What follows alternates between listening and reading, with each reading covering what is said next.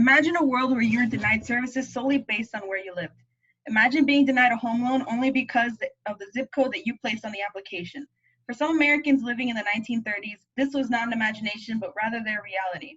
This practice was called redlining, and its effects are still seen today in modern America in housing districts all over the US, especially in areas that have low-income households, especially in the South. Redlining was a dishonest practice that harmed minorities, worsened segregation, and hurt families for generations to come. Today, I would like to share with you what redlining was, its effects on America, as well as its impact today. It all started through the National Housing Act of 1934 under FDR. Before this, there were informal forms of discrimination, but this was the first big government-backed one.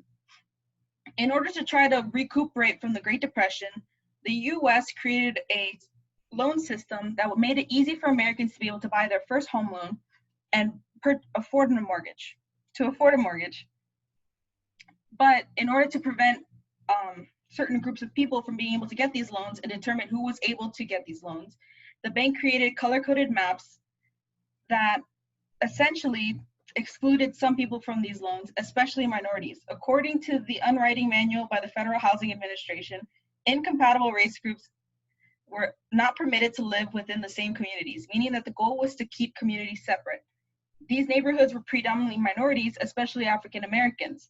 As neighborhoods were deemed unfit for loans were considered in red, these were called redlining districts because the lines that drew them were red. On the opposite side of the redlined districts were the green districts. In the green districts, it was easy for people to get loans. These districts were predominantly white, and after getting these loans, they were able to move to the suburbs, which were beginning to develop around the time. Redlining systematically prevented minorities from being able to get home loans to move to more wealthy areas, and this prevented upwards mobility out of poverty for Black Americans.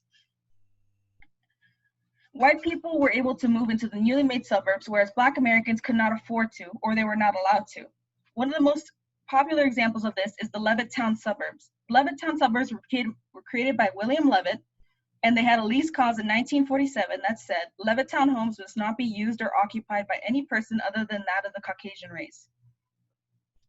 Redlining prevented people of color from owning homes in nice suburbs and forced them to remain in urban cities where they were unable to get loans. Redlining was officially abolished in 1968 under the Fair Housing Act because it was a racist practice that prevented people from being able to get house loans. It made redlining based on race or origin illegal, which made minorities can now get home loans. But the effects have already been established and are still felt by people today. Wealth is generational, meaning that it's passed down from generation to generation. White Americans who were able to get these home loans and be able to purchase these homes paid them off and passed them on to their children, whereas minorities were not able to do this. So while people were able to send their kids off to college or be able to purchase another home, Black Americans were still unable to purchase these homes that they lived in. So instead, you've seen now that even though that redlining has been outlawed, its effects are still felt within families. In fact, the New York Times stated that as late as 2010, there's still differences within these communities in which there's worsened segregation, home values, as well as their credit scores.